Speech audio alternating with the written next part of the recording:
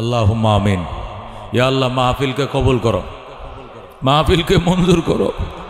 ইয়া আল্লাহ আমার শ্রমিক ভাইরা রাত 11টার বেশি বসে রয়েছে, আল্লাহ তুমি মঞ্জুর করো। আল্লাহ বন্ধ হওয়া মিল কারখানাগুলো খুলে দাও, আল্লাহ বন্ধ হওয়া ফ্যাক্টরিগুলো খুলে দাও। আল্লাহ সারাদিন মেশিন চালাইছে, পরিশ্রম করছে, এরপরে মাহফিলে বসে গুনাহগুলো মাফ করে দাও। ইচ্ছায় অনিচ্ছায় বহু পাপ করছি, মাফ করে দাও। আল্লাহ তুমি খুশি হও মতো এমন ইবাদত হয়তো করতে পারি না, তবু মাপ চাই। আল্লাহ ভুল করছি, আমাদেরকে ক্ষমা করে দাও।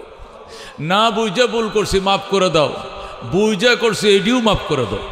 এ জীবনে না করিলাম বন্দিগি, গুনাহ করে কাটাইলাম জিন্দেগি। তওবা করে আবার তওবা ভাঙ্গিলাম, অবশেষে খাঁটি তওবা করিলাম, অবশেষে খাঁটি তওবা করিলাম। তুমি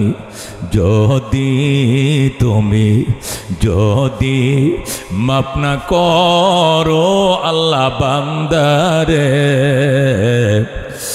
বলো তোমার বান্দা যাবে কার কাছে। তুমি যদি মাপ না করো আল্লাহ হাসরে, বলো তোমার বান্দার কি উপায় হবে। কবর হাসর আরো আল্লাহ মিজানে, কবর হাসর আরো আল্লাহ মিজানে, মাফ করিয়া দিয়েন গো আল্লাহ নিজ গুণে। বাবা নাই যার, মাও নাই যার সংসারে, বাবা নাই যার, মাও নাই যার সংসারে। দুঃখ কষ্ট দিও না গো কবরে, চিনলে না চিনলে না রে মন, চিনলি না চিনলি না চিনলে না রে মন, চিনলি না কত মায়ার মাওলা তারে, চিনলি না। আল্লাহ আমাদেরকে মাফ করে দাও, আল্লাহ মাহফিলকে কবুল করে নাও। আল্লাহ যতক্ষণ আলোচনা চলবে শোনা তৌফিক দাও। আল্লাহ শেষে আরেকটা মোনাজাত দিলাম, ডুকরায়া কানবাম আল্লাহ, এ কান্নাকাটি করে এরপরে যাওয়া তৌফিক দাও আল্লাহ। আল্লাহ ওয়াদা করছি মাহফিল থেকে উঠবো না, আল্লাহ শেষ পর্যন্ত মুফতি সাহেবের বয়ান শুনে আল্লাহ তুমি ফেরার তৌফিক দাও। আল্লাহ তোমার শাহিদ ভরা হাত বাড়াইছি, আমাদের রিজিক তুমি অভাব দিও না আল্লাহ। আল্লাহ ফ্যাক্টরি বন্ধ হয়েছে, আমাদের রিজিকের সমস্যা হইতেছে আল্লাহ, দোকান বাকি দিতে পারবো না আল্লাহ, বাসা ভাড়া দিতে পারবো না, ফ্যাক্টরি খোলার ব্যবস্থা করে দাও আল্লাহ, সমস্ত কারখানাগুলো খুলে দাও আল্লাহ। তুমি রিজিকের মালিক, তুমি রাজ্জাক, তুমি দরজা খুলে দাও আল্লাহ। মদিনায় সালাম পৌঁছায় দাও, শেষ পর্যন্ত মাহফিল শুনে মোনাজাত করে ফিরাত তৌফিক দেয়া দাও বিরহমাতিকা ইয়া আরহামার রাহিমিন। আসসালামু আলাইকুম ওয়া রাহমাতুল্লাহ। কেমন আছেন আপনারা? জোরে কোন আলহামদুলিল্লাহ। আল্লাহ আনছে বলে আইছি না এমনি আইছি? শক্তি দিয়ে আইছি না কি আল্লাহর তৌফিকে আইছি? শক্তি নাই আমাদের, কি নাই? ওয়াকানাল ইনসানু যায়ীফা, আল্লাহ বলে মানুষ দুর্বল। আল্লাহু আকবার। ওয়া খুলিকাল ইনসানু যায়ীফা, মানুষকে দুর্বল করে বানানো হয়েছে, শক্তি নাই। কথা ঠিক কিনা? কোন কি হুজুর আমরা দুর্বল মানি তো কি? আমনে এই মশারি টাঙ্গান কিনলে গিয়া কত বড় জিনিসটার ডরে মশারি টাঙ্গান, এটা কি আমনে সে বড়? কত বড় জিনিসের ভয়ে কয়েল জ্বালাইছো 80 টাকার কয়েলটা, ওই জিনিসটা কত বড়? আমার সে বড়? আঙ্গুলটা রহমান হইব তুমি শক্তিশালী, কি এর শক্তি? তুমি একটা মশারে ডলায় তো ঢুকছো কাঁসার ভিতরে। মশারি মানে কি? এটা নেট, এটা খাসা। কথা ঠিক কিনা? তুমি একটা মশার যন্ত্রণা সইতে পারো না, ঢুকছো মশারের ভিতরে, দম ফালতারি না, কত কয়েল রইল জ্বালা। কথা কোন ঠিক কিনা? ও দুস্থ এইটারে নে কয় শক্তি। নমরুদের মতো ফান্ডারে আল্লাহ একটা মশা লেংরা, তাও একটা ভাও ভাঙ্গা ছিল, আর একটা ভালা এটা না খেতে ঢুকছে, জুতার বাড়ি খায় নমরুদ মরছে। কথা কোন ঠিক কিনা? এই জন্য আমরা অত শক্তিশালী নয়, আমরা একদম দুর্বল। কথা কোন ঠিক কিনা? সবল একমাত্র কে, শক্তিশালী একমাত্র কে? শামস কমর সুরখ জমি अंजुम अख्तर दस्त जिबल वादी व सहरा व समंदर मोरा मलक दामोदर तैर कबूतर शाम शहर जुल्मत जो अहमर असफर गुलजार गुलो बुर्ग शजर किसने बनाया गुलजार गुलो बुर्ग शजर किसने बनाया तालिब मायूसी का हो ये सब जिसने बनाया तालिब मायूसी का हो ये सब जिसने बनाया कदा कौन सुभान अल्लाह। আমার ভাইরা, আমার কি ভাইরা 100 কেজির নিচে হইতো না, উপরে ওজন আমার মতো বেটা 3টে হইব, এরকম শক্তিশালী ঢাকা বাড়ি দ্বারা থাকে। কি থাকে? ঢাকা বাড়ি দ্বারা থাকে। তারে কামড় দিছুন একটা মশা, এটা কয়শো কেজি ওজনের হইব? এটা কোনো পাল্লা দে মাপনের জিনিস? মশা এরকম একটা ডেঙ্গু মশায় কামড় দিছে। কামড় দেওয়ার 2 দিনের মাথায় 3,80,000 থেকে প্লাটিনাল শুধু 12,000-এ নামছে, শুধু 12,000। শুরু হয়ে গেছে কান্নাকাটি, দোয়া ইউনুস আর খতমে শেফা। কারণ 15,000-এর নিচে প্লাটিনাল নামলে রক্তের গ্রুপ আর মানুষ কি হয় না, বাঁচে না। কেমন একটা জন্তু, একটা মশা, একটা উনিফুক কামড় দিছে। 3,80,000 ছিল প্লাটিনাল, এই প্লাটিনাল নামছে কত? শুধু 12,000। ডাক্তার কয় এখন শুধু খাস রহমতে মুফতি অলিউল্লাহ সাহেব আত্মীয় স্বজন মুলবি টুলবি কতবি আছে বোধহয়, এই দুয়ার উসিলায় বোধহয় খোদায় বাঁচাইছে, না হলে তে আত্মীরে বাঁচার আর কথা না। আত্মীর মতো আল্লাহু আকবার, এত মুড, আমি কি বললাম 100-র উপর কেজি। এই মানুষটাকে অসহায় বানায় দিছে, মৃত্যুর বিছানায় শুয়ে দিছে, নাকে দেয়া চলছে অক্সিজেনের পাইপ, হাতে 2 ধরনের স্যালাইন, ভিটামিন স্যালাইন, রক্তের স্যালাইন, আবার ডাব এবং মালটার রস, একের পর এক চলছে। একটা ছোট্ট মশার কামড়ে রক্তের পানি দেয়া একদম শুকিয়ে গেছে। এই শক্তির মালিক কে? এই অসহায় বানাইছে এটা কে? করোনার টাইমে করোনা সবচেয়ে বড় বিশেষজ্ঞ যে ডাক্তার ছিল, সে করে করোনা বিশেষজ্ঞ সমস্ত ডাক্তারদের করে হেড, এইটা করে সবার আগের দিন মারা গেছে। এটা আপনার মনে নাই আপনার কথাটা? করোনার যে বিশেষজ্ঞ ছিল ঢাকা মেডিকেলে সবচেয়ে বড় ডাক্তার ছিল, এই ভদ্রলোকের সবার আগে করোনা আক্রান্ত হয়ে মারা গেছে। আল্লাহ বুঝাইছে আমার সামনে বিশেষজ্ঞ হইলেও বাঁচা যায় না, এটা আমি আল্লাহর সহায়তা ছাড়া রক্ষা পাওয়া যায় না। কথা কোন ঠিক? আল্লাহু রব্বুনা, আল্লাহ আমাদের কি রব, মোহাম্মদ নবিয়ুনা, মোহাম্মদ আমাদের কি নব, নাহনু মুতিয়ুহুমা নাহনু কুল্লুনা হিজবুল্লাহ লা নাখাফু ইল্লাল্লাহ ওয়া তাসিম বিহাবলিল্লাহ মুজাহিদ ফি দীনিল্লাহ আল জিহাদ সাবিলুনা নুকিমু ফি দীনিল্লাহ লা ইলাহা ইল্লাল্লাহ নুকিমু ফি দীনিল্লাহ লা ইলাহা ইল্লাল্লাহ লাইসাল মুলকু লিজ-জালিম ওয়ালাল মুলকু লিল খায়েন লা নাখাফু আমেরিকা ওয়ালা নাখাফু রাশিয়া লা নাখাফু ইসরাইল ওয়ালা নাখাফু ইন্ডিয়া। কথা ঠিক কিনা?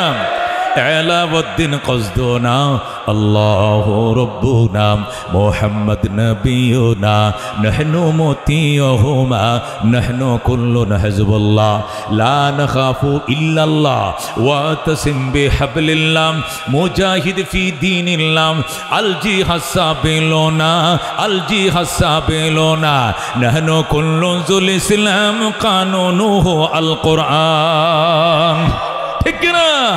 نحن كل الإسلام قانونه القرآن قال الله في القرآن الملك للرحمن نقيم في دين الله لا إله إلا الله نقيم في دين الله لا إله إلا الله ليس الملك للظالم ولا الملك للخائن لا نخاف عوامي লীগ ولا نخاف BNP ঠিক না হ্যাঁ মুসলমান আওয়ামী লীগের কি শক্তি বেশি খুব বেশি শক্তি মানুষ তো কইছে আই সব বনা যে ভাই সাজাইছে পুলিশ তো লইয়া আর্মিতে লইয়া করে বিডিএর থেকে লইয়া করে চৌকিদার থেকে লইয়া প্রেসিডেন্ট পর্যন্ত আজরাইল স্বয়ং আইলেও মনে হয় লামাই থাকতো না কথা ঠিকই না আল্লাহ কটা মশার বাড়ি লাগবো বেটা বাট্টি যে রানছে খাইতা দিয়াম বাট্টি যে রানছে খাইতে সময়টা দিয়াম নাকি পরনের কাপড় লয়ে হেলিকপ্টার উড়ান লাগবো নয়া কাপড় বদলাইতে সুযোগ দিতাম না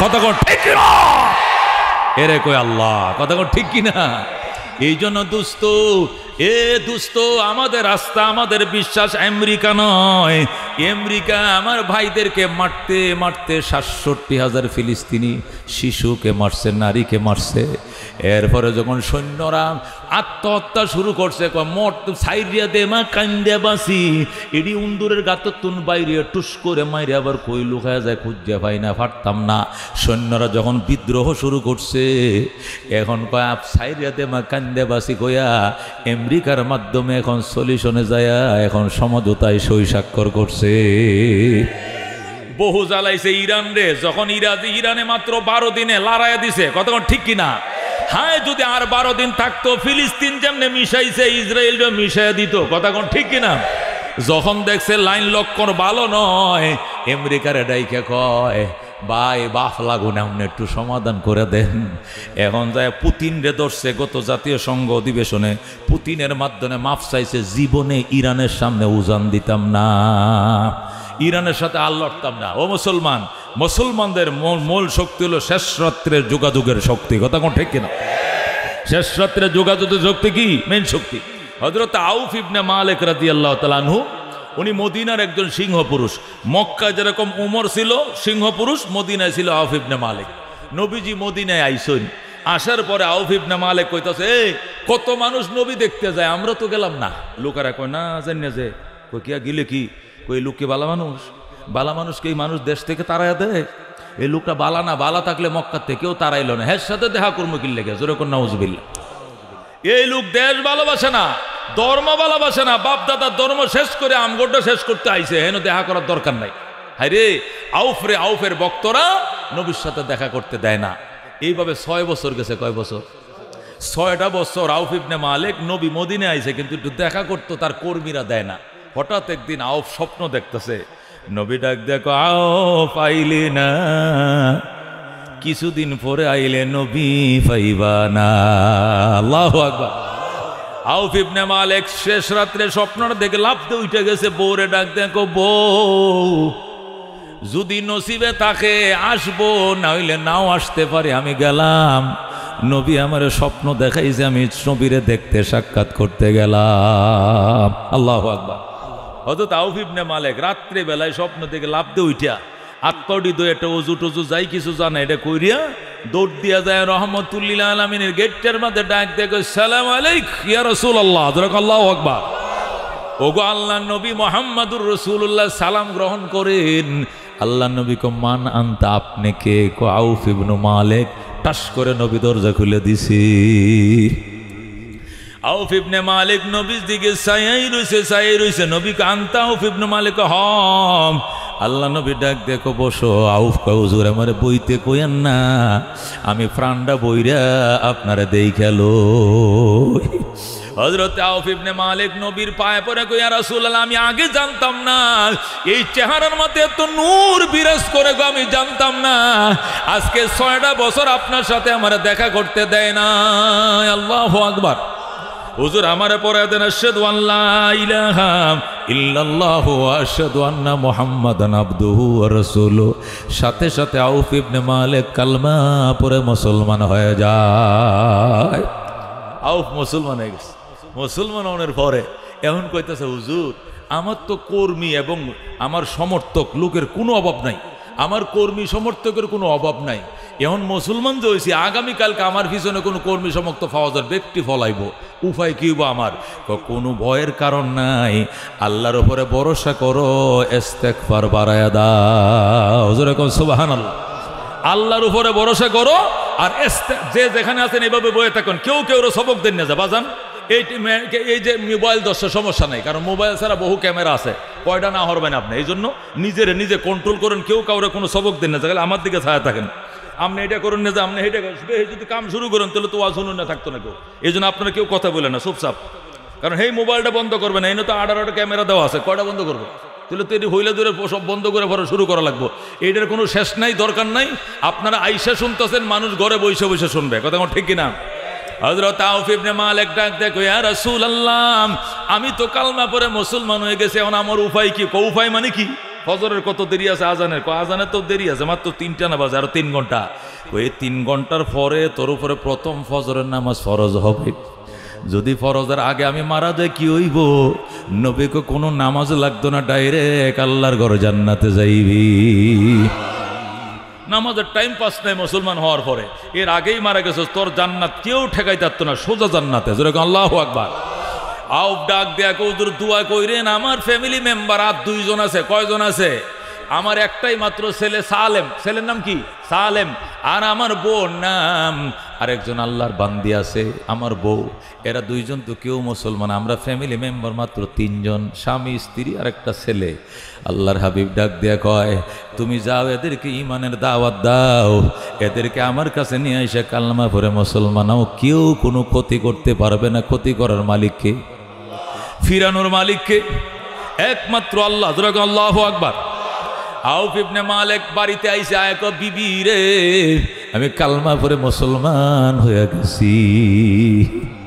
বিবি গো আলহামদুলিল্লাহ, তাহলে আমারও লইয়া যাও নবীর দরবারে। নবীর দরবারে নিয়ে যাওয়ার আগে এই বাড়ি ঘেরাও। আউফের বক্ত কোলাইসা, গো স্যার কি কামটা করলেন আপনি? ও কি কাম? আপনি নাই মুসলমান হয়ে গেছেন? কহ এটা কি ঠিক করছুন? ঠিক করছি না। ঠিক করছি না কই আলাপটা কি? কাম তো হারিয়ে লাইছুন। কয় না ঠিক করছি না রে বাজান। কই কোন তো কেমনে ঠিক করছেন না? মুসলমান আরো 6 বছর আগে হওয়ার দরকার ছিল, দেরি করছি, এটা আমি ঠিক করি না। আল্লাহু আকবার। এই 6 বছর যে লেট করছি, এইটা ঠিক করছি না। তোরা মনে করছিস কলমা পড়ে ঠিক করছি না, এইটা না। কলমা পড়তে যে দেরি করছি, এইটা ঠিক করছি না। ধরে কোন আল্লাহু আকবার। আউফ ইবনে মালিকের কর্মী না, এই কথাটা কোন লাগে কইছিলাম আপনারে? দেরি করছি ঠিক করছি না। আপনি সে কইবেন যে কলমা পড়াটা ঠিক হয় না, এটা না কইবেন। কেন? জবে কর, আমি জবে হয়ে যাবো, তারপর আমি ঈমান ছাড়বো না। ধরে আল্লাহু আকবার। গেছে বউর কাছে, ভাবি সাহেব আপনার জামাই যে কালমা পড়ছে, আপনারে কইছিনি? কয় না। পরামর্শ চাইছেনি? কয় না। আপনি আমগোর সাথে থাকেন, আপনারে আমরা লেডি বানাবো, নেত্রী বানাবো। বউ ডাক দেয়া কয়, স্বামীরে মারার জন্য স্ত্রীকে নেত্রী বানাইবা, তোমার কথা মানবো না। আমি এখনই নবীর দরবারে যা কালমা পড়ে মুসলমান হয়ে গেলাম। আরে বউ মুসলমান হয়ে গেছে, এখন রয়েছে ছেলে। ছেলে কই? মামুর বাড়িতে বেড়াইতে গেছে। নেতা কর্মীরা গেছে ওই সালেমের মামার বাড়িতে, যায় কয়, সালেম শুনছস নি তোর আব্বাও মুসলমান, তোর আম্মা মুসল? কি কোন? কহ আমি তো শুনলাম না, তখন তোর মোবাইল টেলিফোনের যুগ আসিল না। বাবা মুসলমান হয়েছে, মা মুসলমান হয়েছে, ছেলে সালেমে জানে না। নেতা কর্মীরা কয়, তুই আমগো সাথে থাকবি, তোর বাপ মারে এমন একটা শিক্ষা দিয়াম, বাপের নামটা ভুলাইয়াম। মুসলমান হয়েছে, ইসলাম কারে কয় শিখায় সারবাম। সালেম কো, কি কইছো? আমারে দিয়া পর আমার বাপ মারে শিক্ষা দিবা। বিল ফাতারে কুনা কন্যা রওনা করছি, এখনই নবীর কাছে যাইতে দেরি, আমি কালমা পড়তে দেরি করবো না। জোরে আল্লাহু আকবার। কাফের ব্যাপার কি? যেটারে ব্যারিকেড দেই তো হাতারে রওনা করে, ঘটনার কি? সালেম বিল ফাতারে রওনা করে গায়, রসুল গো আমার আম্মায় মুসলমান হয়েছে নি? কহ আমার আব্বাই মুসলমান হয়েছে। কয় হ। আমারে বাদ দিলেন কেন? নবী কো, আমি তো তোরে খুঁজি। আল্লাহু আকবার। সালেম মুসলমান হয়ে গেছে, ফ্যামিলি 3 জন, 3 জন মুসলমান। আল্লাহু আকবার। কাফেররা তো শুধু ফাঁকাইতেছে, কেমনে আটকাইব? আল্লাহ নবী ডাক দিয়া বলছে, একটা জিনিস মনে রাখবা, অহংকার করা যাবে না, শুধু তওবার ইস্তেগফার করতে হবে, আল্লাহর উপরে তাওয়াক্কুল বাড়াইতে হবে, একটা পশম ছিঁড়তে পারবে না। আউফ ইবনে মালিক বিকাল বেলায় ওই মদিনার বাজারে তার ছেলে সালেম রে পাঠাইছে। মাছ আনবে, মোলা আনবে, ফেফে আনবে, আর বটবড়ি আর ফোলাবানা লেগে সানাসুর আনিস, চিপস আনিস, হিসাব দিয়া আউফ তার ছেলে সালেম রে পাঠাইছে। ওই যে বিকেলে বাজার বয় না গ্রাম দেশে, এই বাসার না খোলা বাজারে পাঠাইছে। সালেম এই যে বাজারে গেছে আর আসে না। সালেমের মা মরিচ বাইটে রাখছে, ফুতে আইলে মাছ রানবো, গোস রানবো। বাবা রাস্তার দিকে চায় রইছে, অনেক রাত্র হয়ে গেছে, সালেম আসে না। পয়গাম্বরের কাছে দৌড়ে গেছে, ইয়া রাসূলুল্লাহ, যেটা ভাবছিলাম এইটাই আমার ছেলেকে অপহরণকারীর অপহরণ করে লয়ে গেছে। কি? আমার ছেলের গুম করে লেছে। কি গুম করেছে? আমরা মুসলমান হওয়ার পরেই আমগুর গ্রুপটা আমগুর বিরুদ্ধে লেগে গেছে। এখন খালি গুম করে, অপহরণ করে, এই করে ওই করে। নবীকে অসুবিধা নাই, নফল রোজা রাখো, তাহাজ্জুদ পড়ো, কান্দো, ইস্তেগফার করো, মায়ের সন্তান মায়ের কোলে ফিরে আসবে। আল্লাহু আকবার। আল্লাহর হাবিব সাল্লাল্লাহু আলাইহি সাল্লাম সালেমের বাপেরে মায়েরে রোজা রাখতে কইছে। সারাদিন রোজা রাইখাম, ইফতারি কইরা তোর দিয়া গো নবী গো রোজা তো রাখলাম, ইফতার করলাম, হুত তো আইলো না, সন্তান আইলো না। নবীর কথাও তো বাস্তবায়িত হলো। নবী কো আরেকটা রোজা রাখো, রাখছে। আবার কো আইলো না, কো আরেকটা রাখো। এভাবে 3টা রোজা রাখার পরেও যখন সালেম আসে না, এবার আউফ কান্দে, নবী গ আমার মোনাজাত কামইতো না, পয়গম্বরের চোখের পানি ছাড়া আমার সন্তান আসবে না। আল্লাহু আকবার। নবী ডাক দেয়, তোরা আমার পিছন দেব। সালেমের আম্মা বইছে এদিকে, আব্বাই বইছে এদিকে। নবীকে আমি হাত বাড়াবো, মোনাজাত করবো, তোরা আমিন আমিন কবি। যেরকম আল্লাহু আকবার। নবী ডাক দেয়, আল্লাহ, সালেমের কোনো অপরাধ নাই, সালেমের মা বাবার কোনো অপরাধ নাই, অপরাধ একটাই, তারা মুসলমান হইছে। আল্লাহু আকবার। এই কারণে মায়ের একমাত্র সন্তান গুমকারীরা গুম করছে, অপহরণকারীরা অপহরণ করছে। আল্লাহ, এতক্ষণ তার মা বাবায় কাঁদছে, রোজা রাখছে, খাওয়া নাই, নাওয়া নাই, গোসল নাই, কাঁদতে কাঁদতে চোখের পানি শুকায় গেছে। আল্লাহ, আল্লাহ এখন নবীও কান্দে, নবীর চোখের পানির বরকতে মায়ের সন্তান মায়ের কোলে ফিরে দাও। আল্লাহু আকবার। নবী যখন মোনাজাতে কাঁদতে শুরু করলো, আর সালেম আর হযরতে আউফ ইবনে মালিক এবং তার স্ত্রী আমিন আমিন বলতেছে। হাইরে, নবীর কান্না হয়ে গেছে বন্যা। হঠাৎ করে বিরহমাতিকা ইয়া আরহামার রাহিমিন বলে নবী মুস্কি আইসা দিছে। আউফ কো হুজুর আপনি আসুন, কি লেগে এতক্ষণ কাঁদছেন? আমার কানে আওয়াজ আইসা গেছে, আজকে গভীর রাত্রে তোমার ছেলে দরজায় আইসা যাবে। আল্লাহু আকবার। হযরত আউফ যখন সুসংবাদ পাইছে, দরজার মাঝে জায়নামাজ ফাইতে বইছে। বাবা ডাইনে, মা বামে, দরজার মাঝে জায়নামাজ ফাইতে তাহাজ্জুদ পড়ে 2 রাকাত নামাজ, সালাম ফিরে আর কানের সাথে দরজাটা লাগা দেখে ফুতাইছে নি, দোয়া করে আবার নামাজের নতুন তরিকা বান্ধে, আবার সালাম ফিরায়, আবার মোনাজাত করে। এই করতে করতে গভীর রাত্রে সালেম দরজার মাঝে এসে কো, মা দরজা খুলো, সালেম আইছি। আল্লাহু আকবার। হযরত সালেম যখন বলছে মা দরজাগুলো, টাস করে মা দরজা খুলছে, খুলে দেখে সন্তান হাজির। আল্লাহু আকবার। সন্তান তো শুধু একলা হাজির নয়, সন্তানের হাতে একটা রশি, দড়ি, দড়ি, গরু বান্ধার দড়ি, রশির মাথা। কয় মা আমি শুধু একা আসি নাই, আল্লাহ দড়ির সাথে হাঞ্জুর দিয়া বাইন্দে 100 উট আমার হাতে ধরায় দিছে। কি 100 উট? কহে যে রশিদের ওই মাথার মাথায় 100 উট বান্ধা আছে, এটি সব দিয়ে আল্লাহ আমাকে, তোমাকে, আমার মাকে গিফট করছে। তোর এখন আল্লাহু আকবার। আউফ ইবনে মালিক ডাক দেখো, না বাবা না, 3 দিন পর্যন্ত কাঁদছি ফুতের জন্য, উটের জন্য নয়। রোজা রাখছি সন্তানের জন্য, উটের জন্য নয়।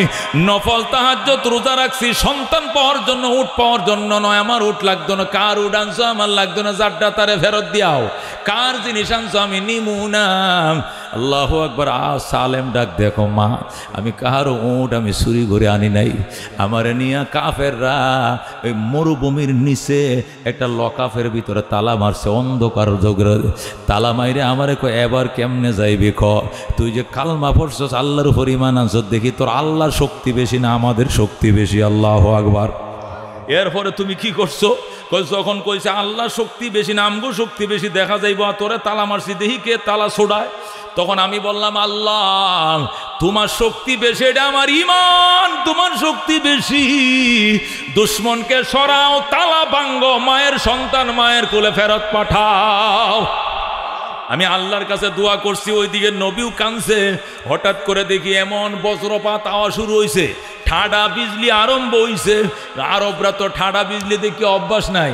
2 বছরে 1 বছর একদিন বৃষ্টি হয় না, হঠাৎ যখন কাল বৈশাখী শুরু হইছে, জ্বর তুফান আর ঠাডা পড়া শুরু হইছে। কাফেররা যে দিক পারে পলাইছে।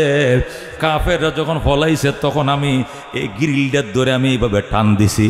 কলা পাতার বাকল যেরকম টাস টাস করে ছিটে যায়, এই কবজাগুলো টাস টাস করে খুলে যায়। জোরে সুবহানাল্লাহ। এরপরে আমি লকআপ থেকে বাইর হইছি। বাইর হয়ে এখন আমি মদিনা চিনি না, বৃষ্টি হইতেছে, ঠাডা পড়তেছে, অন্ধকারের মধ্যে আমার চোখ বান্ধে আনছে। আমি এই দিক থেকে আইছি নাকি ওই দিক থেকে আইছি, মদিনা কোন দিকে আমার কোনো মনে নাই, কারণ চোখ বান্ধে আনছে তো অপহরণ। এখন আমি কোন দিকে যাইব? হঠাৎ করে আওয়াজ শুনতেছে, আমারে বলতেছে ডাইনে যা, ডাইনে যা, ডাইনে যা। আল্লাহু আকবার।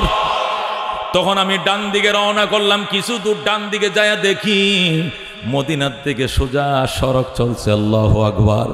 আমি মদিনার বাইরের রোডটা দেখে চিন্না ফেলাইছি, এটাই তো মদিনার পথ। আমি রওনা করছি। কিছু দূর যাওয়ার পরে যায় দেখি 100 উট এক জায়গায় দাঁড়ায় রইছে। আমি চিন্তা করলাম, হাই রে, কার উটগুলো জানি যাইতেছে গা, কার গোয়ালের উটটি না জানি ঝড় তুফানে গোয়াল গড্ডা ভাঙছে, ভাঙ্গা উটটি মরুভূমিতে হাঁটতে যাইতেছে, না জানি কার সম্পত্তি যাইতেছে মরুভূমি দিয়া। এই চিন্তা করতেছিলাম, হঠাৎ করে আওয়াজ আইতেছে, এটি অন্য কাহারও নয় রে সালেম, এটা গিফট অফ দ্য রব, এটা রবের পক্ষ থেকে তোরে গিফট করা হয়েছে, তুই লয়া যা, তুই লয়া যা, এটা তোর জন্য আমি হাদিয়া দিলাম। জোরে কোন সুবহানাল্লাহ। আউফ ইবনে মালিক বলেন, যখন আমি শুনতেছি আমার গিফট করা হইছে, তখন আমি চিন্তা করলাম 100টা উট আমি কেমনে লয়ে যাবো, এতগুলো উট। আল্লাহ ডাক দেয়া কয়, শুধু রশিদের মাথাটা ধরে টান দে, পিছন দিয়ে দেখবে লাইন ধরে তোর পিছনে আসতেই থাকবে, কোনো অসুবিধা হবে না। আল্লাহু আকবার। মা গো, ও মা, ওই শব্দটা শোনার পর রশিদের মাথায় ধরে আমি রওনা করছি। অটোমেটিক উট আমার বাড়ির দুয়ারে হাজির। আল্লাহু আকবার।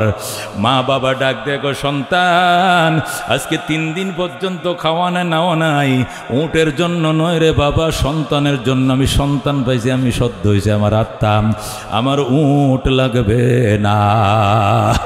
মা তোমরা আমার কথাটা বুঝো, এটা চুরি করে চিন্তাই করে আনি না, আমার আল্লাহ দিছে। মা বাবা কয় চলো নবীর কাছে, নবী যদি রাখতে কয় তাহলে রাখমু, আর নবী রাখতে না কইলে রাখমু না। জোরে কোন আল্লাহু আকবার। সাথে সাথে আউফ ইবনে মালিক এবং তার স্ত্রী এবং ছেলে 3 জন গেছে নবীর দরবারে।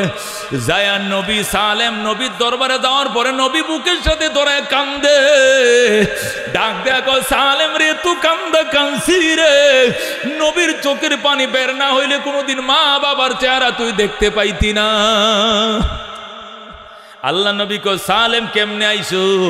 আপনার দুয়ার বরকতে আল্লাহ আমারে আনছে। আউফ কয়, হুজুর আমি খুশি হয়েছি, কিন্তু একটা কাম খারাপ করছে। কয় কি খারাপ? কার যেন 100 উট দৌড়ে লয়ে আইছে। নবী কয়, আবার উট আনলে কার উট আনছ?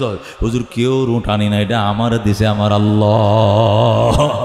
নবী কয়, ছেলে গুম হয়ে গেলে উল্টা টেহা দেয়া ফোন দেয়া ছেলে ছুড়ানো লাগে। গাজীপুরের ওই ন্যাশনাল পার্কের মুখের ভিতরে 2 লাখ টাকা দিলে পরে আপনার ভোলা ভাই ভাই টেহা দিয়া পরে এ পণ দিয়া পরে অপহরণকৃত সন্তান রে পাওয়া যায়। আর আবার তোরে আবার ছেলেও দিছে, কোথায় আবার 100টা উঠো দিছে। ও মাশাআল্লাহ মাশাআল্লাহ। তারপরেও মনে করো আউফ সালেম ডাক দেখো, হুজুর অসুবিধা নাই, ফতোয়া নেন, আল্লাহ যদি না করে তাহলে আমি নিব না, আর আল্লাহ যদি দেয় তখন আমার মা বাবারে দিব না। আল্লাহু আকবার। আল্লাহ নবী ডাক দেখো, আল্লাহ সালেমকে তুমি মুক্তি দিছো অপহরণ থেকে 3 দিন পরে, আবার 100 উট দিছো। সালেম মিথ্যা কথা বলে নাই, যেহেতু সে আমার উপরে ঈমান আনছে, সাহাবী কোনোদিন মিথ্যা কথা বলতে পারে না। কিন্তু এই উটগুলো কার পক্ষ থেকে হাদিয়া, কিভাবে আসলো, এই ব্যাপারে তুমি যদি একটু ফতোয়া দিতা। সাথে সাথে আমার আল্লাহ এই সূরা তালাকের 2 নম্বর আয়াতের অংশ বিশেষ দিয়া জিবরাইলকে পাঠায়। জিবরাইল এসে কইয়া, রাসূলুল্লাহ হাবিবাল্লাহ আমার আল্লাহ এই আয়াত দিয়ে এই ফতোয়া দিয়ে আমার পাঠাইছে। আল্লাহ সালেমরেও মুক্তি দিছে, 100 উট সালেমকে গিফট করে দিছে, এখানে অন্য কেউ থেকে চুরি করে আনে নাই। জোরে কোন আল্লাহু আকবার। আল্লাহ নবী ডাকতে জিবরাইল আয়াতটা তেলাওয়াত করে শোনাও। তখন জিবরাইল বলে আউযু বিল্লাহি মিনাশ শাইতানির রাজিম বিসমিল্লাহির রহমানির রহিম ওয়া মান ইয়াত্তাকিল্লাহা ইয়াজআল লাহু মাখরাজা ওয়া ইয়ারযুকুহু মিন হাইসু লা ইয়াহতাসিব। বলেন আল্লাহু আকবার। আল্লাহ ডাক দেখো ও রহমাতুল লিল আলামিন, সালেমের মা বাবা যেভাবে আল্লাহর উপরে তাওয়াক্কুল করছে, এইভাবে যারা আল্লাহর উপরে ভরসা করবে এদের অপহরণকৃত সন্তানকে আল্লাহ মুক্তি দিবে। শুধু সন্তান মুক্তি দিয়াই ক্ষান্ত হবে না, এমন জায়গা থেকে রিজিকের দরজা খুলে দিবে, সেখান থেকে রিজিক পাওয়ার কল্পনা কোনোদিন করে না। সুবহানাল্লাহ। ওয়া মান ইয়াত্তাকিল্লাহ, যারা আল্লাহকে ভয় করবে, তাকওয়া অর্জন করবে, ইয়াজআল লাহু মাখরাজা, আল্লাহ তার জন্য বন্ধ রাস্তা খুলে দিবেন, অপহরণের পথ খুলে দিবেন। ওয়া ইয়ারযুকুহু মিন হাইসু লা ইয়াহতাসিব, এমন জায়গা থেকে রিজিকের ব্যবস্থা করবেন সেখান থেকে রিজিক পাওয়ার কল্পনাও কোনোদিন করে নাই। আউফের বাবা তুই শোন, যেদিন ছেলে পাইবে এই দিন যে 100 উট পাইবে, এটা কোনোদিন তুই কল্পনাও করিস নাই, এটা আমি আল্লাহ দিছি, আর কেউ দেয় নাই রে, এর মধ্যে কোনো সন্দেহ নাই। খা, তুইও খা, আমার বন্ধুরেও দে। জোরে কোন আল্লাহু আকবার। যেই মাত্র আয়াত নাজিল হইছে, আল্লাহ নবী ডাক দেখো আলহামদুলিল্লাহ আলহামদুলিল্লাহ। সালেম রে, তোর বাপের সবটি উঠ দিস না, 50টা তোর বাপ মায়ের দে, অর্ধেকটি আমার দে। জোরে কোন সুবহানাল্লাহ। সালেমকে হুজুর আমনে বাক করে দিছেন, নাহলে বাপ মারে একটা দিলাম না, সবটি আমনের দিয়া লাইলাম। জোরে কোন সুবহানাল্লাহ। এই উটটির দরবার নিয়ে আমনের কাছে আইসে, দেখছুন কারবার, এরকম 100টা মন চাইছিল, সবটি আমনের দিয়ে দিতাম, কিন্তু যেহেতু আপনি বলছেন এই জন্য মা বাবারে 50টা দিলাম, আর 50টা আমি নিলাম। জোরে কোন সুবহানাল্লাহ। এই জন্য আল্লাহর হাবিব সাল্লাল্লাহু আলাইহি সাল্লাম বলেন লাউ কুনতুম তাতাওয়াক্কালুনা আলাল্লাহি হাক্কা তাওয়াক্কুলিহি, নবী বলেন তোমরা যদি আল্লাহর উপরে ভরসা করো ভরসা করার মতো, লারাযাকাকুমুল্লাহু তাআলা। বুখারীর হাদিস, মুসলিমের হাদিস, আল্লাহ বলেন, নবী বলেন আল্লাহ তোমাদের জন্য রিজিকের দরজা খুলে দিবে, শর্ত হলো আল্লাহর উপরে ভরসা থাকতে হবে। কথা কোন ঠিক কিনা? আল্লাহ নবী উদাহরণ দিয়ে বলেন কাত্তয়রে ইউসবিহু খেমাসা ওয়া ইউমসি বেতনা, যেরকম পাখি সকালবেলায় বক পাখি রওনা করছে পূব দিকে, যাইতেছে যাইতেছে ওই কাওরাদের দিকে, ওই গফরগাঁওর দিকে যাইতেছে, বক পাখির পেট খালি, যাইয়া সারাদিন ফুটি মাছ খাইয়া পেটটা ভরছে, সকালে গেছে খালি পেট, বিকালে ফিরছে বড়া পেট। জোরে কোন সুবহানাল্লাহ। এই জন্য দোস্ত আল্লাহর উপরে ভরসা থাকতে হবে, ক্ষমতার উপরে নয়। কতক্ষণ ঠিক কিনা? কত বড় শক্তিশালী ক্ষমতাবান ছিল আওয়ামী লীগ, আজকে কই? এর আগেও ছিল বিএমপি, কই গেছে বিএমপি? এর আগে ছিল জাতীয় পার্টি, কই গেল জাতীয় পার্টি? 10 বছরের রাজত্ব, 9 বছরের সাজা। কতক্ষণ ঠিক কিনা? এরশাদ 10 বছর ক্ষমতা চালাইছে, 9 বছর জেল খাটছে। খালেদা জিয়া প্রায় 7-8 বছর জেল খাটছে। আরেক বেডি যে কতদিনের জন্য জেল। আজকেও তাজুল ইসলাম প্রসিকিউটর বলছে যে অপরাধ প্রধানমন্ত্রী করছে 1400 বছর জেল হওয়ার দরকার। আজকে আন্তর্জাতিক ট্রাইব্যুনালের যে প্রসিকিউটর, নাম কি? অ্যাডভোকেট তাজুল ইসলাম, সে আজকে বলছে ফেসবুকে ভাইরাল, যে অপরাধ এই বেডি করছে এর শাস্তিতে কি হবে আমি কইতারি না, তবে আমি এটুকু আইডিয়া অন্তত 1400 বছর ওনার শাস্তি হওয়ার দরকার। আল্লাহু আকবার। এই জন্য দোস্ত কি বোঝা গেল? পাওয়ার টেকার উপরে নয়, পাওয়ার পয়সার উপরে নয়, ভরসা ক্ষমতার উপরে নয়, ভরসা কার উপরে? ভরসা কার উপরে? এই আউফের বাবা সালেমকে পাওয়ার জন্য ভরসা করছে কার উপরে? তালা বাংছে, গিরিল বাংছে, তালা বাংছে, আনছে মায়ের কুলে, আসার টাইমে 100টা উঁড়ো দিছে। জোরে কোন আল্লাহু আকবার। এ বন্ধু আল্লাহ তাআলা এটা দিয়ে বুঝাইতেছে জগতের মানুষ, ইয়া আইয়ুহাল্লাযীনা আমানুত্তাকুল্লাহ, হে ঈমানদার আল্লাহকে ভয় করো, আল্লাহকে ডরাও, ওয়াবতাগু ইলাইহিল ওয়াসিলা, পরকালে নাজাতের জন্য ওসিলা তালাশ করো। কি তালাশ করো? ওসিলা। ওসিলা মানে গাঞ্জা নয়, ওসিলা মানে লাল সালু নয়, ওসিলা মানে জোট্ট নয়, ওসিলা মানে দুর্গা দরগা নয়। ওসিলা 60 জিনিসের নাম। কয় জিনিসের নাম? জোরে কয় জিনিস? মনে রাখবেন, 60টা জিনিস মনে করে বাড়িতে যাইবেন। 60টা জিনিস ওসিলা ধরতে কইছে আল্লাহ। কয়টা জিনিস? 1 নম্বর হলো কিতাবুল্লাহ। 1 নম্বর মানুষের নাজাতের জন্য উসিলা হবে কিতাবুল্লাহ। জোরে আল্লাহু আকবার। আল্লাহর হাবিব বলছেন ইয়াশফা ইয়াউমাল কিয়ামা, কিয়ামতের দিন কোরআন সুপারিশ করবে। ওয়ায়াকুলুল কোরআন আয় রাব্বি, কোরআন বলবে হে আমার রব, ইন্নী মানাতুহুন নাওমা বিল্লাইলে, আমি তারে বন্দারে রাত্রে ঘুমাইতে দেই নাই। বাত্তি জ্বালায় তোমার বন্দা কোরআন শরীফ পড়ছে, চোখের পানি ছাড়ছে। আজকে আমি কোরআন তোমার বন্দার জন্য হাত বাড়াইলাম, আমার সুপারিশ তুমি কবুল করো, তারে মুক্তি দাও। নবী বলেন ফায়ুশাফান, সাথে সাথে কোরআনের সুপারিশে আল্লাহ বন্দাকে মাফ করে দিবে। আল্লাহু আকবার। এই জন্য সুপারিশকারী হবে, উসিলা হবে 60 জিনিস। কয় জিনিস? 1 নম্বরে কিতাবুল্লাহ, 2 নম্বরে রাসূলুল্লাহ, 3 নম্বরে ইবাদাতুল্লাহ, 4 নম্বরে রিজালুল্লাহ। জোরে কোন সুবহানাল্লাহ। ওসিলা আল্লাহ কোবতা কইসা ইলাইহিল ওসিলা, বন্দা আমি আল্লাহকে ডরাও আর আমি আল্লাহর কাছে ওসিলা তালাশ করো। 1 নম্বর ওসিলা হলো কোরআন। জোরে কোন সুবহানাল্লাহ। মক্কা শরীফ এই কোরআনটা যখন নাজিল হওয়া শুরু হয়েছে, নবীজি সাহাবায়ে নিয়ে বসে, বাজান তোমাদের মধ্যে এমন কেউ আসো, আমার একটু জায়গা দিবা? কয় কেন? এই কোরআনটা যাতে মানুষ মনে রাখে, বুঝলে না যায়, এই জন্য আমি ডেলি কোরআনটা তোমাদেরকে শিখাইব, একটু জায়গার দরকার আছে, মাদ্রাসা বানাইতাম। এখন এক সাহাবি হযরত যায়েদ ইবনে আরকাম রাদিয়াল্লাহু তাআলা আনহু, উনি দাঁড়ায় কয় হুজুর, গত সপ্তাহে আমার আব্বা মারা গেছে। কি নাম তোমার আব্বার? কয় আরকাম ইবনে আবিল। আমার বাবা আরকাম ইবনে আবিল মারা গেছে সফা পাহাড়ের পাশে। যারা হজ উমরা করছেন, সফা মরুয়া পাহাড়ের নাম শুনছেন না? সফা পাহাড়ের পাশে আমার আব্বা আরকাম ইবনে আবিল একটু জায়গা হয়ে গেছেন। আমি এটা ওয়ারিস সূত্রে পাইছি। আপনার যদি মন চায় আমি কোরআনের মাদ্রাসার জন্য এই জায়গাটা দিয়ে দিলাম। যেরকম সুবহানাল্লাহ। আল্লাহ নবী জায়গাটা নিলেন, নিয়া মাদ্রাসা বানাইলেন। 13 বছর পর্যন্ত এই কোরআনের তালিম সেখানে দিলেন। এরপরে নবী হিজরত করে চলে গেলেন মদিনায়। মদিনা যাওয়ার পর আগে মসজিদের জন্য জায়গা কালেকশন করলেন, মসজিদ বানাইলেন। এরপরে মাদ্রাসার আলাদা জায়গা না নেয়, মসজিদের কোণার মধ্যে মাদ্রাসা তো সোফা বানাইলেন। জোরে সুবহানাল্লাহ। এরপরে নবীজির ইন্তেকালের পরে হযরতে আবু দারদা রাদিয়াল্লাহু তাআলা আনহু ওই সিরিয়ার রাজধানী দামেস্কেতে মাদ্রাসা বানাইলেন। হযরত আবু দারদার ইন্তেকালের পরে হযরত আব্দুল্লাহ ইবনে মাসউদ রাদিয়াল্লাহু তাআলা আনহু কুফা, মানে ইরাকের দ্বিতীয় রাজধানী কুফায় মাদ্রাসা বানাইলেন। এরপরে হযরত আমর ইবনে আস রাদিয়াল্লাহু তাআলা আনহু, আল্লাহু আকবার, মিশরের রাজধানী কায়রোতে মাদ্রাসা বানাইলেন। এরপরে সুলতান মাহমুদ গজনবী আফগানিস্তানের বাদশা গজনিতে মাদ্রাসা বানাইলেন। এরপরে ইরাকের বাদশা নিজামুল মুলুক নিজামউদ্দিন ইরাকের রাজধানী বাগদাদে আরেকটা মাদ্রাসা বানাইলেন, নাম দিলেন মাদ্রাসায়ে নিজামিয়া। বলেন আল্লাহু আকবার। এই মাদ্রাসায়ে নিজামিয়ার মধ্যে পৃথিবী বিখ্যাত 3 জন আলেম হয়েছে। কয়জন?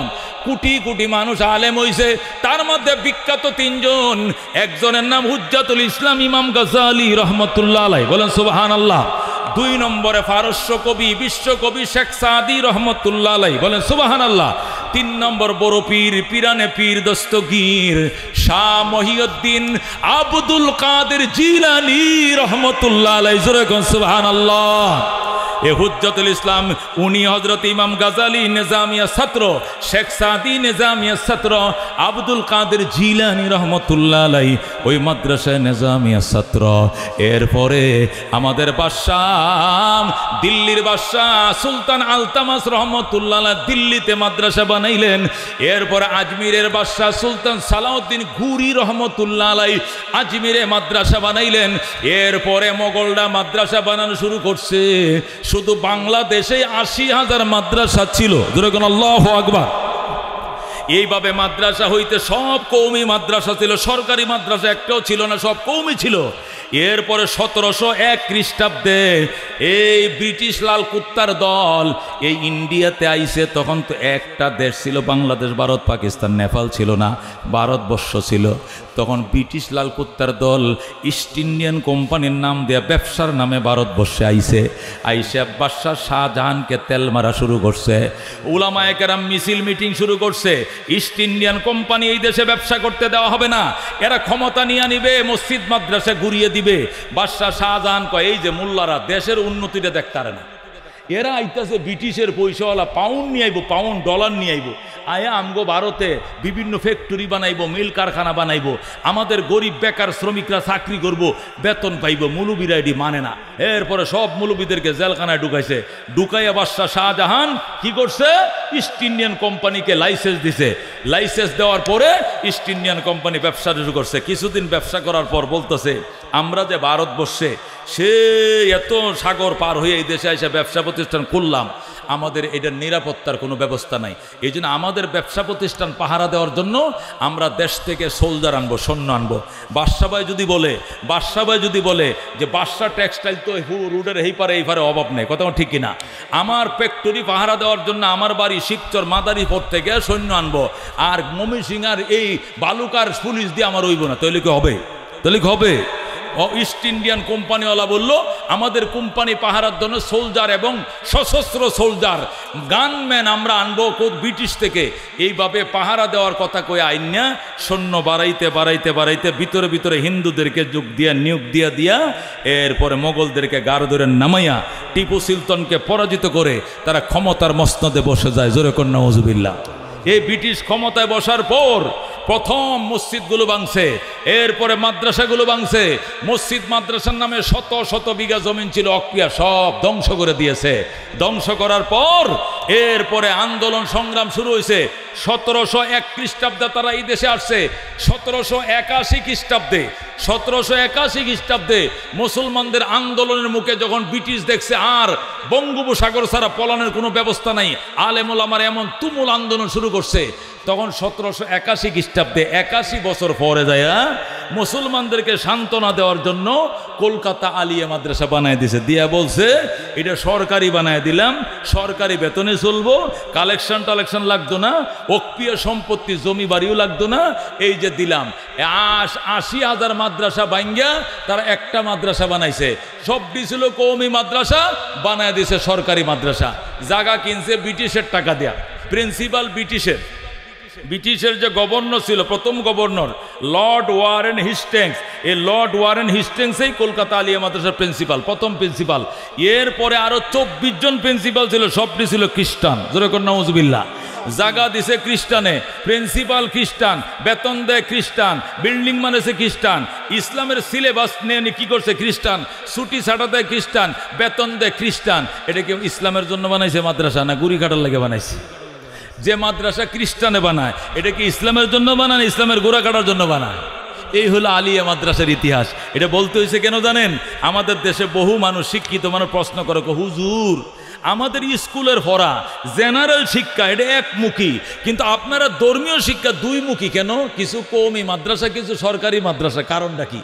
আমরা ইংলিশ মিডিয়াম পড়ি আর বাংলা মিডিয়াম পড়ি, আমরা তো একমুখী শিক্ষা, সমাজ বিজ্ঞান বইগুলো এইটা সেইটা মিলে, তা আমাদের জেনারেল শিক্ষা একমুখী, কিন্তু আপনাদের দ্বীনি শিক্ষা, ধর্মীয় শিক্ষা দ্বিমুখী কেন?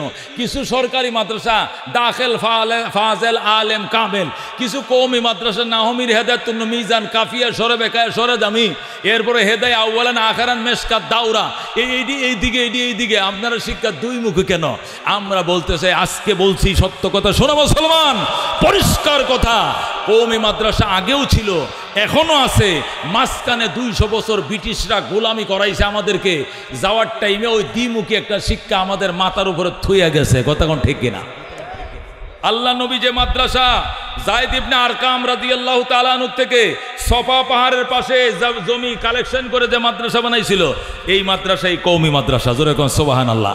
এটা মাঝখান দিয়া 1701-এ east Indian company ঢুইকা lakh lakh মসজিদ মাদ্রাসা সব ঘুরিয়ে দিয়েছে।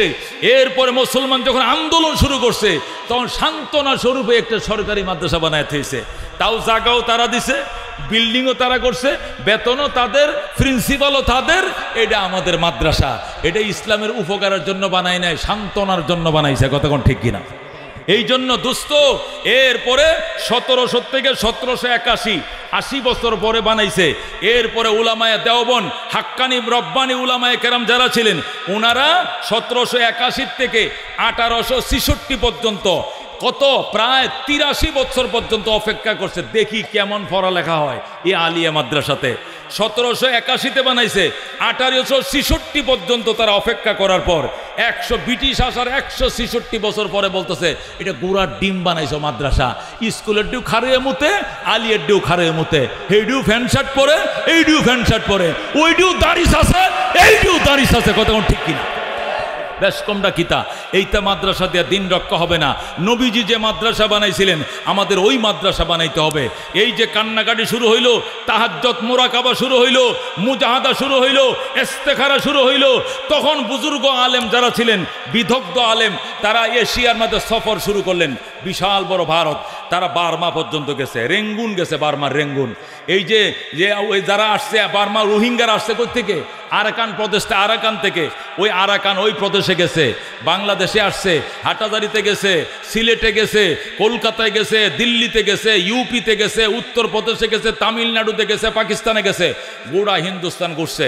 ঘুরতে ঘুরতে ঘুরতে সর্বশেষ ইউপি মানে উত্তরপ্রদেশে সাহারানপুর জেলায় দেওবন্দ নামক জায়গার মধ্যে যাইয়া এই আল্লাহর ওলিরা কয়েক মাস পর্যন্ত সফর করে দেয়া এক জায়গায় রাত্রে শুইছে, লাভতে ঘুমোতে উঠে কয় এলেমের গন্ধ, মদিনার এলেমের গ্রাণ পাইতেছে। যেরকম আল্লাহু আকবার। যখন তারা মদিনার এলেমের গ্রাণ পাইছে, ডালেম গাছের নিচে দেওবন্দ নামে গ্রামের মধ্যে, অজপাড়া একটা গ্রামের মধ্যে শুইছে।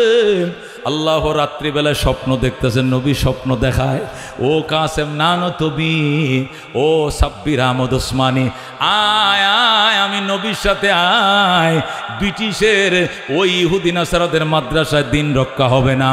আমি যে মাদ্রাসা ওই যায়েদ ইবনে আরকামের বাড়িতে শুরু করছিলাম, মদিনা দিয়ে শেষ করছিলাম, ওই মাদ্রাসা আমি বানানোর জন্য পরামর্শ দিলাম। এই বলে কাসেম নানো তবিকে নবী এইভাবে ধরে কয় আয়। কাসেম নানো তবিকে নিয়ে রবি রওনা করছে, আর লাঠিটা দিয়ে দাগ দেওয়া শুরু করছে। নবী কয় সকালবেলা ঘুম থেকে উইঠা লাঠির দাগটা যত জায়গায় পাইবা পুরাটাকে দেওবন্দ মাদ্রাসার এরিয়া বানাইবা। যেরকম সুবহানাল্লাহ। বন্ধুগণ, সকালবেলায় সমস্ত বুজুর্গরা ঘুমোর থেকে উঠছে, উইটে কো আমি কি স্বপ্ন দেখলাম? হে কো আমি তো এইটাই দেখছি। ওই কো আমি তো এইটাই দেখছি। সাব্বির আহমদ ওসমানী কো আমি এইটাই দেখছি। কাসেম নানো তবি বলে আমি এইটাই দেখছি। যেরকম আল্লাহু আকবার। তাহলে এবার বের হন জঙ্গলের ভিতরে, দেখি লাঠির দাগ আছে কিনা।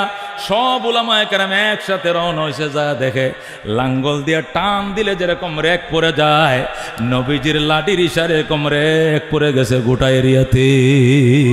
সুবহানাল্লাহ।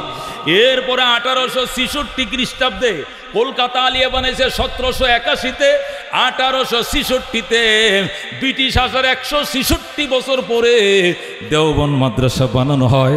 সেখানে লেখাপড়া কইরা সেখান থেকে এসে বাংলাদেশে হাটাজারি বানায়, সেখান থেকে লালবাগ বানায়, সেখান থেকে ময়মনসিংহ জামি ইসলামিয়া, সেখান থেকে ফরিদাবাদ, সেখান থেকে বারিধারা, সেখান থেকে কারিমিয়া। এইভাবে হইতে হইতে বাংলাদেশে এখন 80,000 মাদ্রাসা। আবার যে 80,000 ব্রিটিশরা বাংছিল, এই 80,000 আবার বানাইছি। দূরে কোন আল্লাহু আকবার। এই 80,000 মাদ্রাসা বাংলাদেশে 85 লক্ষ মৌলবী, বলেন আল্লাহু আকবার। 85 লক্ষ শুধু আলেম আছে, 24 লক্ষ কোরআনের হাফেজ আছে। দূরে কোন আল্লাহু আকবার। 85 লক্ষ আলেম, 24 লক্ষ হাফেজে মিলে 1 কোটির চেয়ে বেশি। কতক্ষণ ঠিক কিনা? বাংলাদেশে 18 কোটি মানুষ আছে, তার মধ্যে 1 কোটি 5 লাখ শুধু আলেম আর হাফেজ। জোরে কোন সুবহানাল্লাহ। এই জন্য করোনা যখন আইছিল, ইন্ডিয়ার মধ্যে এক এক দিনে 10,000 12,000 লোক মারা গেছে। ওরা ফুরাইয়া কুলাইতে পারে না, দফন করে কুলাইতে পারে না, ফাঁতর দিয়া বান্ধা গঙ্গার মধ্যে লাশ ছেড়ে দিছে। এরা একদিনে যত মানুষ মারা গেছে, বাংলাদেশে 3 বছরে এতটি মানুষ মরে নাই। আলেম ওলামার বরকতে, কোরআনের হাফেজের বরকতে। জোরে কোন সুবহানাল্লাহ। প্রধানমন্ত্রী শেখ হাসিনা মুর ফায়া আলেমদেরকে জেল খাটাইছে, কিন্তু করোনার টাইমে হুজুর ফায়া ধরে একটু মুনাজাত করেন। টিকা বানাইতে বানাইতে আমগো শেষ হয়ে যাইব দেশ। টিকা বানানোর দরকার হয় নাই। আমরা বাংলাদেশের গার্মেন্টস ফ্যাক্টরি, কলেজ, ভার্সিটি সব বন্ধ করে দিয়েছিল, কিন্তু আমরা কওমি মাদ্রাসা বন্ধ করি নাই। কতক্ষণ ঠিক কিনা? করোনার টাইমেও মাদ্রাসাগুলো খোলা রেখেছিলাম। শেষ রাত্রে 25 লক্ষ আলেম উঠছে, 24 লক্ষ কোরআনের হাফেজ উঠছে, 85 লক্ষ আলেম উঠছে। এরপরে আমরা এলাকা ভিত্তিক টিম গঠন করেছি। টিমগুলো প্লাস্টিক দিয়ে নিজেকে ওয়াটার বুক বানাইয়া হসপিটালে হসপিটালে যাই আমরা ওই লাওয়ারিসদের মা বাপ মারা গেছে, সন্তান হয় না, এটার করুণাইব ডরে আমরা যে লাশটাকে গোসল করাইছি, আমরা দাফন করাইছি, আমরা গুরুস্থানে শুয়াইছি। আত্মীয় স্বজন কেউ যায় না। অনেক মন্ত্রী পর্যন্ত মারা গেছে, মন্ত্রীর বউ যায় নাই, তার ছেলেও যায় নাই। আমাদের স্বরাষ্ট্রমন্ত্রী নাসিম সাহেবের ছেলে বলতেছে, আব্বা মারা গেছে, বিল্ডিং থেকে দূরের থেকে দেখছি, সাহসে কোলায় না বাবের চেহারাটাকে সামনে যায় দেখার মতো। আমার মা পর্যন্ত যায় নাই। স্বরাষ্ট্রমন্ত্রী নাসিম সাহেবের ছেলে আওয়ামী লীগের স্বরাষ্ট্রমন্ত্রী ছিল, তার বাড়ির পাশে আমি মাহফিল করতে গেছি সিরাজগঞ্জ। ওর ছেলে ছিল প্রধান অতিথি, আমি ছিলাম প্রধান বক্তা। সে দাঁড়ায় বলছে, আলেম ওলামা যদি না থাকতো আমার বাবারে গোসল দেওয়ার মানুষ ছিল না, জানাজা পড়ার মানুষ ছিল না। আমি নিজে বিল্ডিং দূরের থেকে মাঠের মাথায় লাশটা রাখছে, আমি অনেক দূরের থেকে বাবারে দেখছে, কাছে যায় নাই, আমার মাও যায় নাই, কিন্তু হুজুররা আতাইছে, গোসল করাইছে, এদের কিছুই হয় না। জোরে কোন সুবহানাল্লাহ। এ বন্ধু, উলামায়ে কেরাম সমস্ত সরকারি বেসরকারি স্কুল কলেজ ইউনিভার্সিটি গার্মেন্টস শ্রমিক সব দেশে চলে গেছে। কতক্ষণ ঠিক কিনা? কোয়ারেন্টাইন বসায় দিছে, অথচ আমরা একটা মাদ্রাসা বন্ধ করি নাই। স্বরাষ্ট্রমন্ত্রী পুলিশ পাঠাইছে, আমরা বলছি বেটা পুলিশ পাঠালে কোনো লাভ হবে না, যদি করোনা অভিশাপ থেকে বাঁচতে চাও মাদ্রাসা খোলা রাখো, আল্লাহর দরবারে ফরিয়াদ বাড়াও। কতক্ষণ ঠিক কিনা? এটা দুনিয়ার মুসিবত নয়, পরকালের মুসিবতও দুস্থ।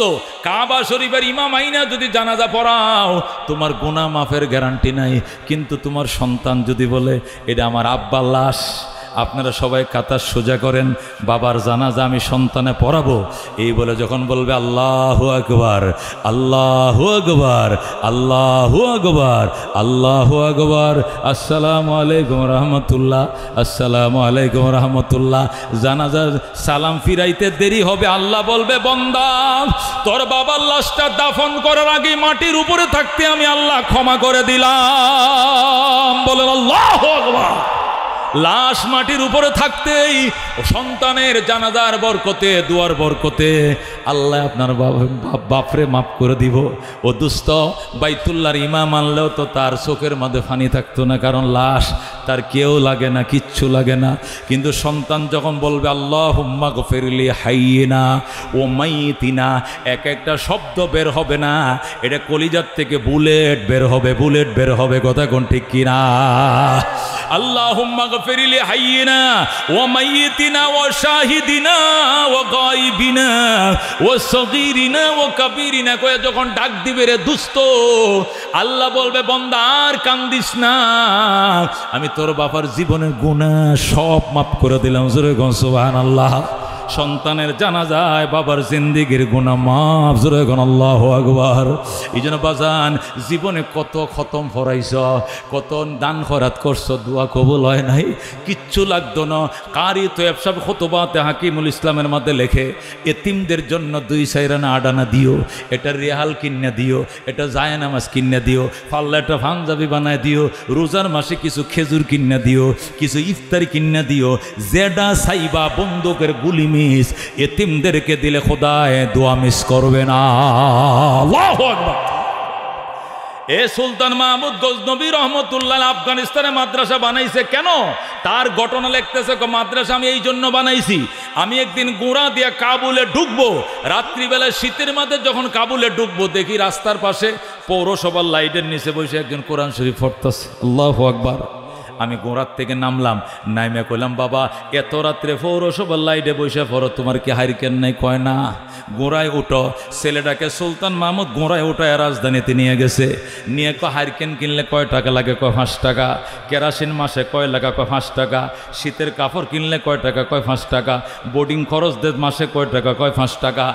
1 বছরের টাকা হিসাব কইরা এই আফগানিস্তানের বাদশা সুলতান মাহমুদ ছেলেটাকে এই টাকাগুলো ক্ষতির ভিতরে ঢুকাইছে, থলির ভিতরে ঢুকাইছে, ঢুকায় থলিটা কোমরের মধ্যে বান্ধা দেখো, যা বেটা যা, 1 বছরের পয়সা দিয়া দিলাম, টাকাটি ফুরে গেলে আবার আমার কাছে আইবি, যতদিন হাফেজ না হইবে এতদিন তোর খরচা আমি বহন করে যাব। এই বলে সুলতান মাহমুদ গজনবী ছেলেটারে যখন বিদায় দিয়া দেয়, ওই সময় কো বাজানার একটা কথা হনো কো কিতা কয়, রাত্রেবেলায় যখন শেষ রাত্রে উঠো কোরআন পড়ার জন্য আমার জন্য একটু দোয়া করো। কো কিতা দোয়া? কমু না। কন না, কি দোয়া কন? আমি 12 বছর পর্যন্ত কান্দি, নবীকে একটু স্বপ্ন দেখার জন্য, কিন্তু দেখার ভাগ্য হয় না। তুই দোয়া করিস রে বাজান, আমি যেন নবীর স্বপ্ন যুগে এক নজর দেখতে পাই। আল্লাহু আকবার। আব্দুর রহমানকে এটা কোনো ব্যাপার হইল মিয়া? এতিমে দোয়া করলে হাত বাড়াইবে, দোয়া কবুল হইতে দেরি হবে না। সুলতান মাহমুদ কোথায় নাকি কহ এতিমের দোয়া কোনো মিস নাই। তাহলে আরেকটা দোয়া করে বাজান। আরেকটা কিতা দোয়া? ভালো মানুষ পাইলাম না দুনিয়াটার মধ্যে, এই যে ঘুরলাম ভালো মানুষ পাইলাম না, দোয়া করে আল্লাহ যেন ভালো মানুষের সাথে সাক্ষাৎ করে দেয়। ছেলে কো ঠিক আছে দোয়া করি। এই বলে ছেলেটা চলে গেছে, যাইয়া মাদ্রাসায় কোমরের থেকে থলিটা খুললে থুইয়া অজুটা বানায় 2 রাকাত নামাজ পড়ে আল্লাহ দরবারে কান্দে, মাবুদ গায়ের চামড়া দিয়ে জুতা বানায় দিয়েও যদি এই জুতা এই বাদশাকে পড়তে দেই তবু ঋণ সুদ হবে না। আমার হারিকেন কেনার টাকা দিছে, আমার জীবনের বড় স্বপ্ন ছিল একটা হারিকেন যদি কিনতে পারতাম, কিন্তু আমি এতিম, বাবা নাই মা নাই, হারিকেন কিনবো কি দিয়ে, এই জন্য কিনতে পারি নাই। আমি অসহায় এতিম, এই জন্য আজকে আঙ্কেল আমার হারিকেন কেনার টাকা দিছে। আল্লাহ তোমার দরবারে আমি এতিম হাত বাড়াইলাম, আঙ্কেলের মনের দুনোটা আশা তুমি পূরণ করে দাও। ছেলেটা যখন বলছে আঙ্কেলের আশা পূরণ করে দাও, ছেলেটা মুনাজাতে হাত বাড়াইছে। সুলতান মাহমুদ গজনবী মাত্র ঘুমাইছে, ঘুমের ঘরে ছায়া দেখে রহমতুল্লিল আলামিন সামনে দাঁড়ায় রইছে। স্বপ্ন দেখে আল্লাহ নবী সামনে দাঁড়ায় রইছে। সুলতান মাহমুদ গজনবী আফগানিস্তানের বাদশা নবীর সালাম জানায়, আসসালাতু ওয়াসসালামু আলাইকা ইয়া রাসূলুল্লাহ, আসসালাতু ওয়াসসালামু আলাইকা হাবিবাল্লাহ। ওগো রহমাতুল আলামিন, 12 বছর পর্যন্ত আপনাকে দেখার জন্য আমি কান্দি, কিন্তু আমি কপাল পুরা আপনাকে দেখতে পাই নাই।